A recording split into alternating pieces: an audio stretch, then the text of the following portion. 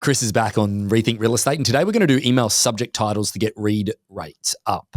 We talk about that because it's one of the things that we're constantly going through with our approach to Harcourts auctions and targeting agents that have got listings on the marketplace. What are the subject lines that are getting the most click-throughs?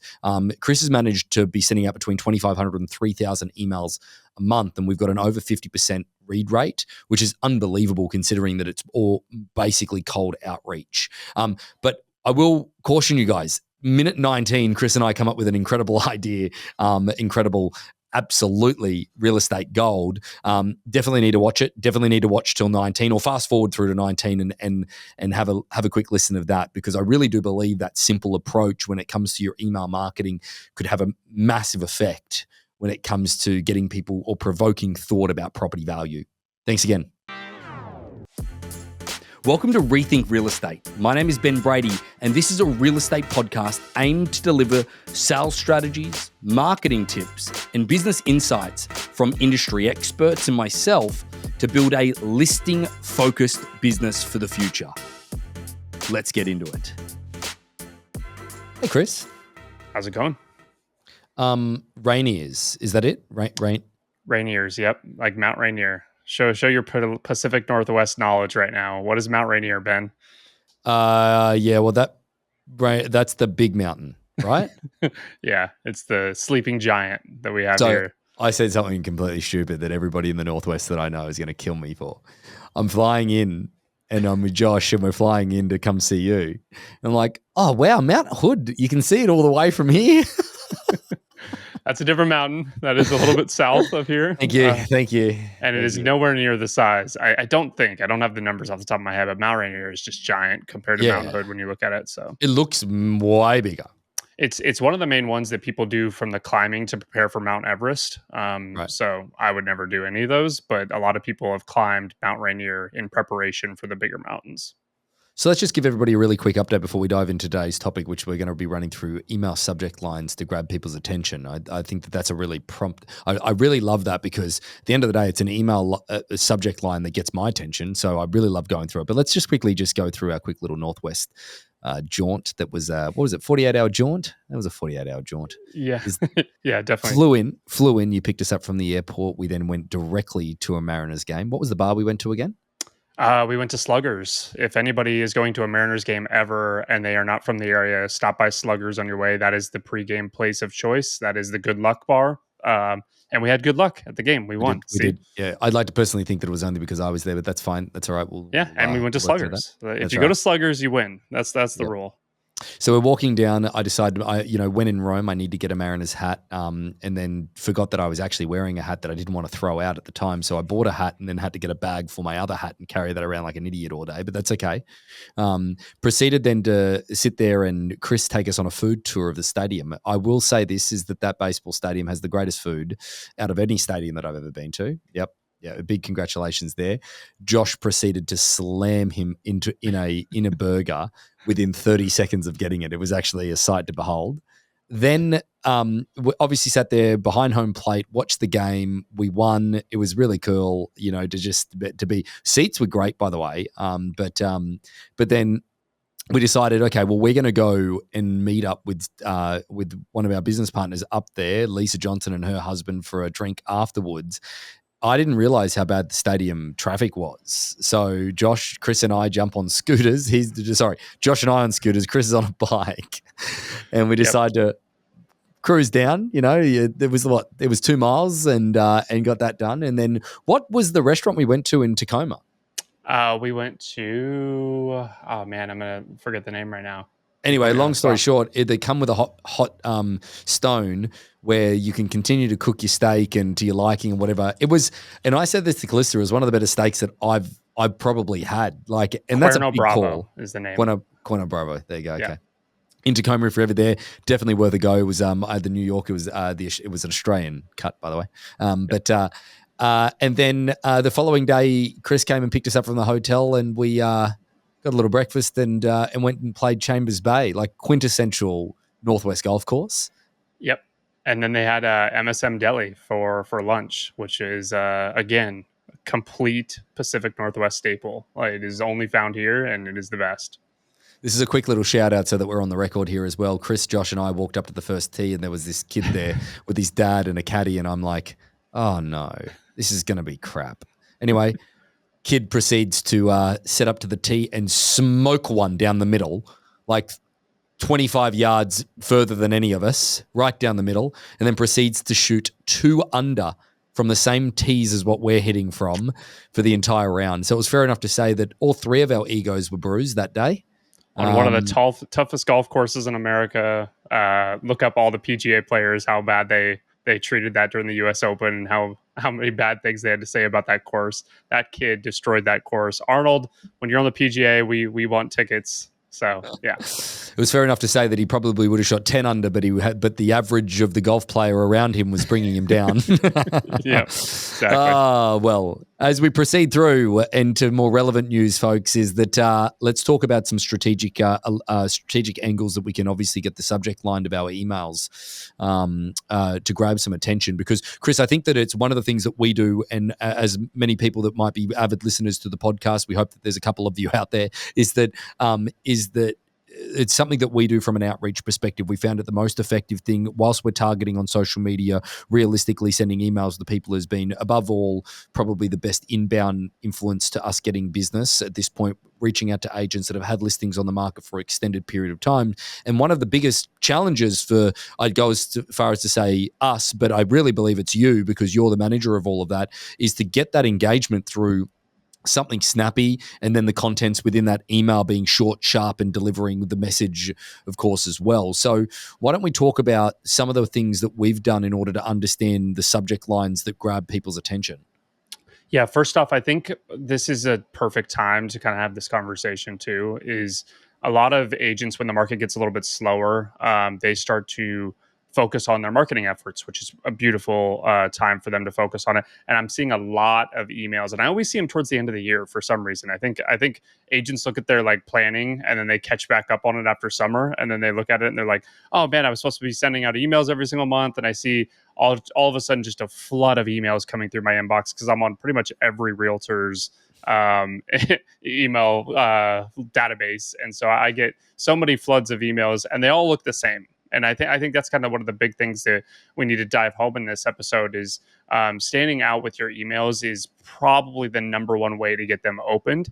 And if you're not getting your subject line right, then all the work that you've put into the content that's inside of it, the pictures you've chosen in there, the topics, the links, everything you've done on the internal side that spends so much of your time, that's all gone to waste if your email subject line does not get an open rate. For an example, we have right now sitting around a 50% open rate for our emails, which is tremendous. If you're anywhere from 35% and above, you're hitting it out of the park. Can we just make mention of this though, Chris? I think it's important for people to understand that we're not emailing 300 people and getting 50% of them to actually open it. It's what sort of volume are we sending out on a week? Yeah, thousands of emails. Yeah, we're sending out roughly about 2,500 to 3,000 emails per week. And that's across, and it's not in a concentrated marketplace where we're very well known. It's across the country. At the moment, we're doing Tennessee, we're doing Florida, we're doing the Carolinas, we're doing Texas, we're doing California, obviously in the certain parts. So we're doing Arizona, we're doing Washington, we're doing a few other marketplaces as well, New York as well.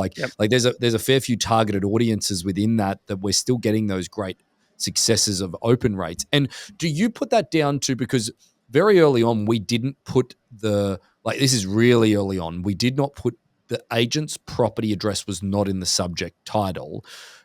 Versus very early when we didn't do that. Yeah, very early we didn't have any kind of personalization, and that is one of the topics of how to get better open rates is having some kind of personalization inside of your emails. And when I say personalization, a lot of people think put the first name of the person in the subject line. That's not really what I'm talking about. That's gone away. That was a great marketing tactic probably 5 years ago. You put Ben in the subject line. Hey, Ben tried to call you or tried to reach out. people open, because you're talking about you're not, not offering anything, you're not trying to sell anything or anything like that, right in the subject line. And so people would start to open that. The personalization that I'm talking about, we use listing address, but you could use it a lot of different things. One, you can use listing address, their home address. That is different. A lot of people don't have that information that maybe you have directly in there. The second thing that I would say in the personalization is you could do neighborhoods, communities, job titles. You could do a lot of different things when it comes to that zip codes. So a lot of those pieces could be your personalization. So maybe it's, instead of sending, here is the real estate market update. Maybe that's your subject line for the month. And you do that every single month. And it's the same thing. So it's September real estate market update with Chris Cochran. Maybe that's your typical one. Instead, it could say the 98335 update with Chris. And all of a sudden now I'm way more punchier. Now I'm sitting in a very short subject line. So there's a theory out there that the shorter the subject line, the higher the open rate. So your goal is to usually keep it between 3 and 5 words. I do have the numbers on here. When it comes to Outlook is probably one of the number one, outside of Gmail, is one of the number one email inboxes out there. Platforms out there. You need to keep it under 25 characters, your subject line on the web browser, before it starts giving you the ... So before it starts cutting it off. And then on phone, where most people are now opening their emails, you need to keep it under 50 characters. So what I would do usually, if I was going to do a campaign, I would go in to my email provider, my email platform database sender of choice, and I would see in the analytics, you can see in most of those platforms where most people are consuming your content, whether it's mobile, whether it's Outlook, whether it's Gmail. You could see all that.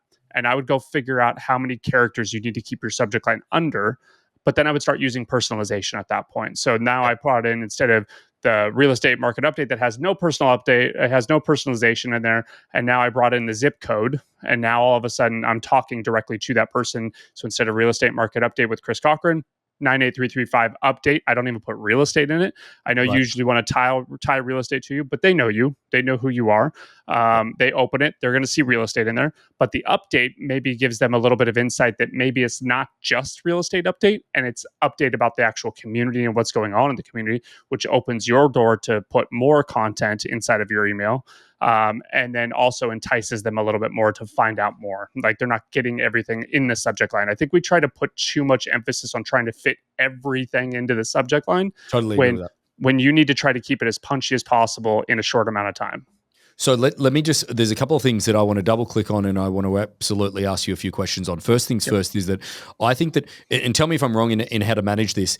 If you've got a database of people and you know that they live at XYZ Street, okay, you need to be addressing those people with XYZ Street. Yeah. I think that that's just moving forward, like to get any type of engagement, XYZ Street needs to be in the subject line. Like, segregate those people in your database that if you know where they live and you know where their primary asset is, or you know where a property that they own is, you need to be addressing them with 123 Smith Street, okay? Or 123 Smith, or whatever it is, okay? Yep. Don't say, I don't think it's necessary to put 123 Smith Street, Laguna Niguel, California, blah, blah, blah, blah. I think it's just 123 Smith Street update or whatever it is. I think that'll get the much bigger click, yeah?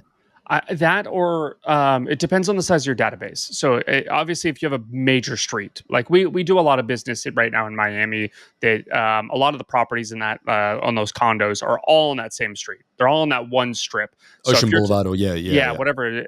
Like there's a couple that are very massive right there with those big streets, and they have a lot of listings in there. If you're marketing to those and you have like a condo complex on one street, you're going all after that one street and doing an update on that street and what's going on and the changes and everything like that. If you're in more of a suburban community where there's a lot of different streets, but it's one community, that's where I would start putting everybody in that farm. And that's where I would talk to that community. So like Harbor Hills here, or, Canterwood, or all those ones that are around here, I would then talk to them like they're in that community.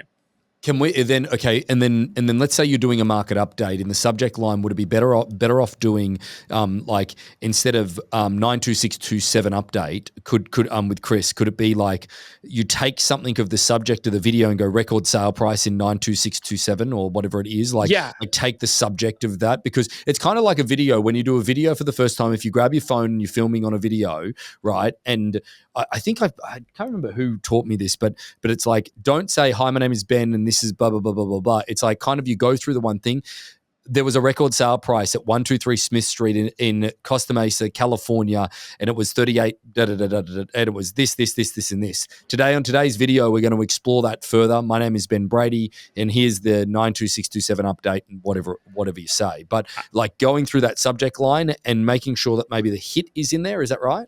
Yeah, so there's a difference a little bit between video titles and how you can and how video intros go and everything like that, and trying to fit something like that inside of an email subject line. Right. If you could do, yes, if you're talking about a record sale that's going on, maybe it's literally just fire emoji 98335 record sale. Like, you know what I mean? Like all of a sudden.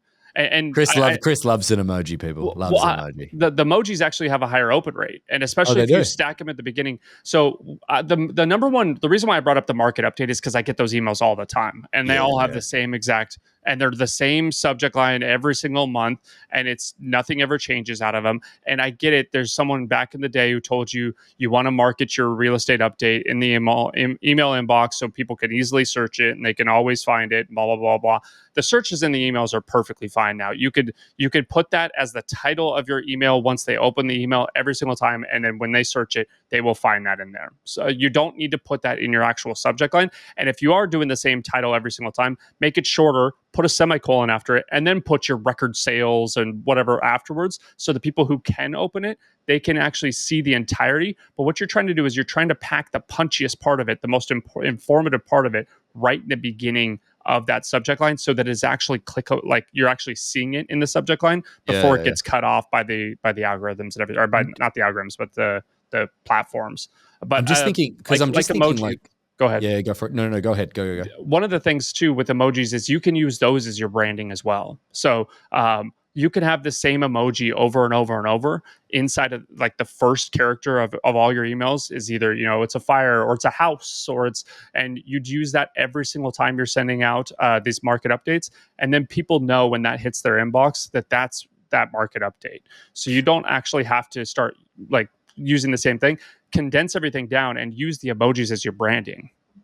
So there's a few things I want to ask you on that. Is that just questions that are percolating in the back of my mind at the moment? Is that I think that there's a simplicity to the things that you're sending as well, that you shouldn't be doing these great marketing displays, because I would go as far as to say that if you're using the Outlook app on your computer, that you probably have the don't download button on, right? So that your computer doesn't get clogged up with crap. So therefore, I think you've got to make it simplistic. I think the ideal account that I would create, that if I was trying to specialize in an area, I'd be doing short videos and short emails that were just advertising every time a property sold in the description, 123 Smith Street sold, and then in the verbiage would be 123 Smith Street, Laguna Niguel, sold for $1.4 million, 4 bedrooms, 2 bathrooms, double car garage. This is the size, square footage. This is the lot size. Price per square foot is X. Compare it to your home. Tell me what you think. And then comment below what you think your home might be worth or something like that based on this price per square foot. And just every single sale that comes in, you do that. Now, again, on an email perspective, that might be way too much and you get spammy and whatever it is. But on a short perspective, if you do that on your social media, that could be cool. Now, Chris, I think it'd be fine. I think it'd be fine on an email perspective as well. If it's just a simple plain text and you're not putting a lot of resources in it for like finding the images and doing all this and having clickable links and then doing a whole video. If you're just like, here is I'm going to subscribe you to my list where every single time a transaction happens or a property goes on the market inside of your local neighborhood, I'm going to send it to you. Nothing spammy about it. All it is just, plain text emails where I'm just going to give you the information. Don't have to do anything. And then every single time 1234 Smith Street sells, I'm going to give you that information. I think that's perfect. I think that's a great email. And all of our emails, for everybody's context, we rarely send out any marketing looking emails. Like the marketing looking emails are not working these days. The plain text emails are where everyone's bread and butter is, unless you're like Nordstrom or e-commerce or something like that, where people can actually see the product in the email and they can click it. That's the only marketing emails that I ever look at these days. I don't look at any marketing styled emails from any companies that are trying to sell me stuff. This is actually another good point that I thought of while you were saying that. I would, in that email that I was saying 123 Smith Street, 4 bedroom, sold, I'd have Do you know at the bottom of your bill, when you go to a restaurant, there's 18%, 20%, 25%. It gives you the 30%, amounts. 35%, 40%. Yeah. That's right. It's getting ridiculous. But do you know how it's got those percentages and already the amounts? Yep. I would put in there just to provoke a conversation. Remember, you're not promising anything, but 2,000 square foot equals X. 3,000 square foot, 2,500 equals X in value. 3,000 equals X in value. You know what I mean? Like just put that at your email. I know this is a little bit down a rabbit hole, but you theoretically could have that personalization variable right there. And if you had all the square footages of the homes of people that own homes in your database, and you have it directly piped into your database, you could say 3,000 blah blah blah, and you could put a little code in there that times it automatically and says this is exactly what it would be. Now again, that's a little bit more sophisticated, but you could personalize that entire thing. So which is pretty cool. I'm kind of pissed off that this is the minute 19 of the episode, because we probably lost a fair few people, and that's the gold in it. But anyway, final thing that I want to ask you before we want to wrap up the episode to keep it relatively short, or shorter, is that let's say that you're emailing somebody consistently over a 6-month period of time. Let's say that you did 6 emails in total or 12 emails in total. They didn't open it at all. Yep. Do you remove them? What do you do? So there is a theory that you want to keep your open rates high, and you want to not spam people. The people who aren't interested, don't send emails to them. One, because it does mess up your domain reputation a little bit when it comes to your email reputation of sending stuff to people who aren't opening it. The inboxes and stuff like that, they send kind of a feedback back, and it could mess things up. What I would do is put them on a separate list after a certain amount of time. So I'd put them on a separate list, and I would say, hey, are you still interested in receiving X from us? And I would send that email out to them. And then I would sprinkle in more passive elements at that point. So if they don't open it and I sent, 60 emails over 6 months, then I probably need to take them out of this standpoint and put them on another list, and just try to get them more passively. So maybe it's once every quarter I send them some information. But if they're looking for that information, also what I would say for people who are trying to understand open rates and emails and everything like that, the open rates that you're seeing right now aren't 100% accurate. So they just aren't. So while you might see that this person hasn't opened it for 6 months, they actually could be opening up, but it's not. Apple's privacy laws are not actually allowing you to see that they opened it. Right. So understand that there is a lot of gray area right now when it comes to open rates. So don't make all your decisions. Is it usually more or less, mate? Is it usually more or less? What do you think? It just depends. Ours is about 50%. What do you? It's less technically. Because so what there is there's a open rate, and then there's a trusted open rate. There's 2 different open rates right now. And so there's ones that they can actually verify, and there's ones that are like the guesswork, if that makes sense. Got it. And so just don't base all your decisions off open rates, but if you could try to drastically increase your open rate based on subject lines, based on whatever you're trying to do when it comes to your content, based on delivering value over time, that's what I would focus on. If you see it going up, it's going up across the board. So know if your numbers are showing that it's going up, regardless of Apple's privacy laws, it is going up across the board at that point, because you're basically using the law of averages at that standpoint. Well, Chris, valuable episode. I'm going to make sure in the intro I mention that at minute 19, if they wanted to fast forward. We might have to do a little skip on YouTube, the little timestamps. So there you go. All right, mate. Good to have you back on the podcast. Thanks, bud. Thanks.